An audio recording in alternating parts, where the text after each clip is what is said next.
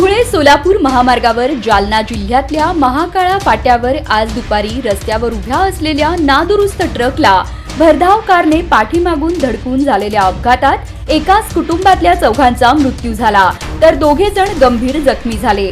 अनिता परसराम कुटे वय 48, भगवंत यशवंत चौरे वय 47, सृष्टी भगवंत चौरे वय 13, वेदन्नम भागवंत चौरे वय 11 अशी मृतांची नावं आहेत।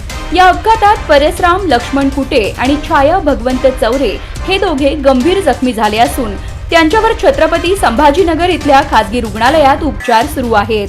अपघातग्रस्त भाविकांची ही कार अक्कलकोट इथून देवदर्शन करून छत्रपती संभाजीनगरकडे परत येत असतानाच ही दुर्घटना घडली। घटनास्थळी स्थानिक नागरिकांसह गोंदी पोलिसांनी मदतकार्य केलं। नववर्षाच्या पहिल्या दिवशी ही दुर्घटना घडल्यानं हळहळ व्यक्त होत आहे। अपघातातील मृत आणि जखमी सर्वजण छत्रपती संभाजीनगर इथले रहिवासी आहेत।